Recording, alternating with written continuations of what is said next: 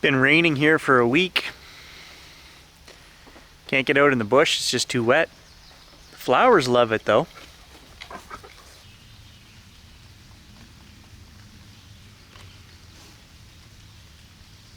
Yeah, everything's doing fantastic. This is the first time in 5 years we've actually had lilies. And I think it's thanks to this guy because the deer don't come in my yard every day like they used to.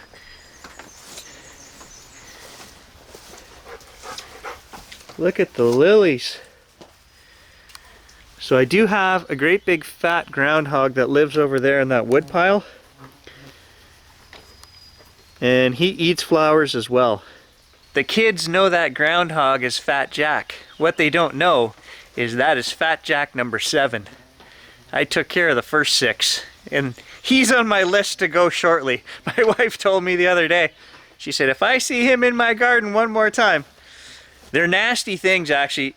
Guys, see that mound behind me back there? You know, 100 yards out? I have an above ground septic here. I'm on the edge of the city, but I still have a septic system, and the groundhogs burrow into that. And that's not a good thing. So, you know what? We grew up on the farm and you have to take care of nuisance pests. Groundhogs are one of them. So far, this groundhog hasn't dug into the septic, so I had a pact with him. I told him, stay out of there and I'll let you live in the wood pile. So far, he's keeping his end of the bargain up. But if he hits that garden, he's gonna know he shouldn't have done that.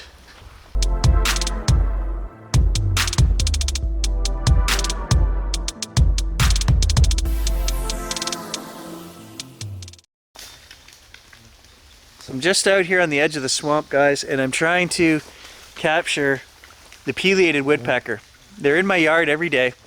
There was one just calling here 5 minutes ago. And I wanted to get a recording for you guys. Absolutely that is not what we heard the other night. Absolutely not Sandhill Cranes, and absolutely not Loons, okay? Those 3, that is not what we recorded in the last video. I'm 100% sure of that. Very familiar with all 3. We don't even have Sandhill Cranes around here, but I did live in Lively, Ontario for 17 years, and we had hundreds of them in the fields out there, and I know what they sound like. Not even close to that sound. Somebody said flicker. Not even close, guys. Do you know what a flicker sounds like? It doesn't sound anything like that. Flicker is very minimal, the sound that the northern flicker makes. We also have those in our yard every day.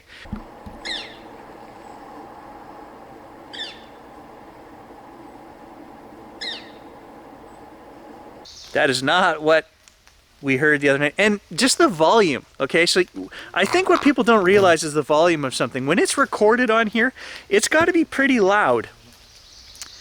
So if a human were to yell 200 yards away, you wouldn't hear it that clear.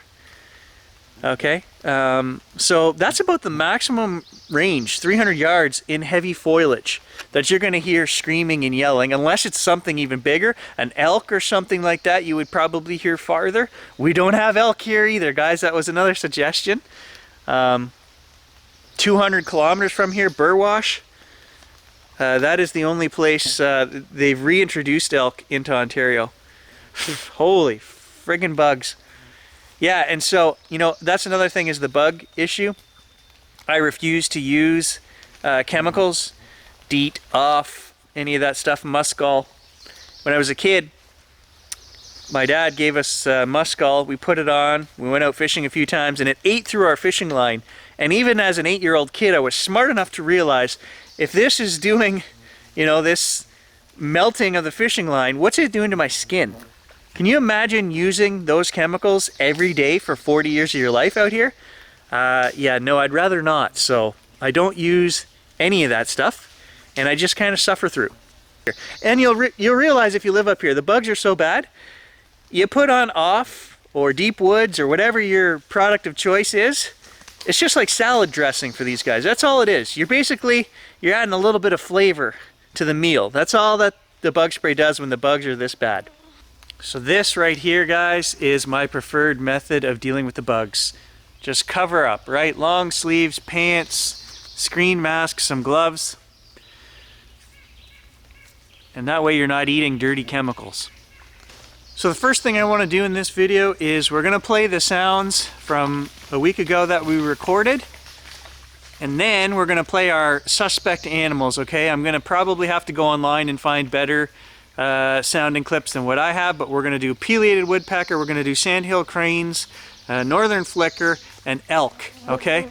After we play the original sound that I recorded. Oh, and a loon. We'll throw a loon in for good measure.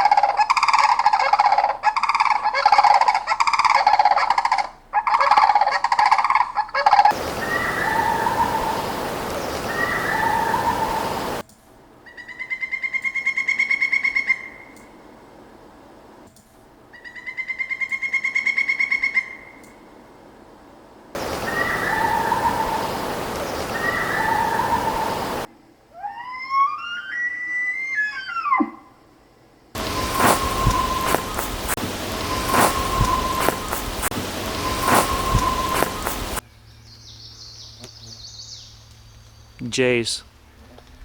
I heard something calling, I wasn't sure. It's very hard to hear with this thing on. I find the mesh muffles everything. You throw mosquitoes and bugs buzzing in your ears.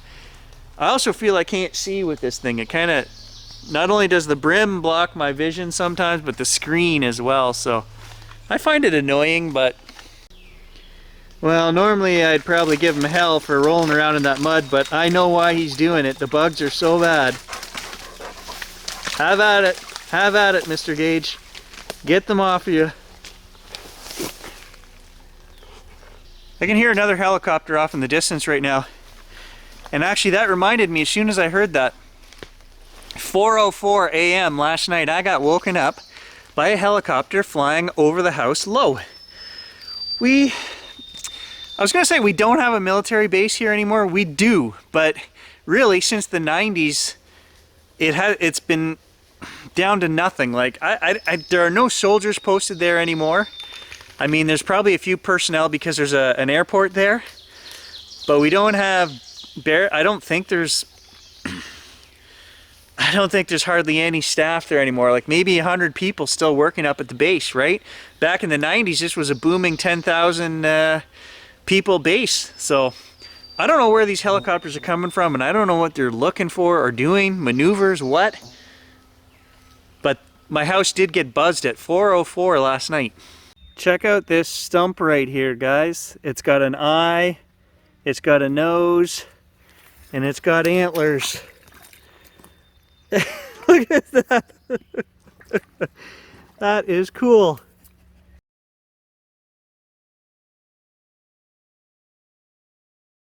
It's been raining out here for 6 days straight. No exception today. Here comes the rain again. Probably going to have to head back to the house, and I'm not very far into the swamp. I'm only 300 yards into the swamp.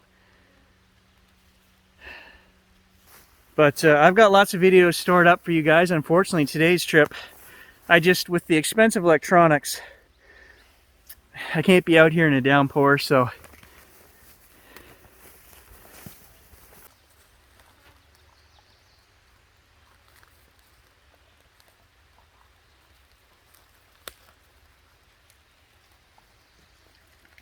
heard something. It wasn't a knock. It was like something falling over.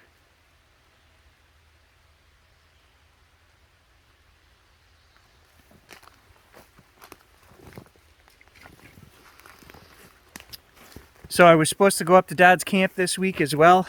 Well, last weekend the trip got canceled, so we rescheduled it for tomorrow. But 6 days of rain, and we have another 3 to 4 days forecasted of rain, so we may get postponed on that again. Stay tuned. As always, there's always some kind of adventure on the channel.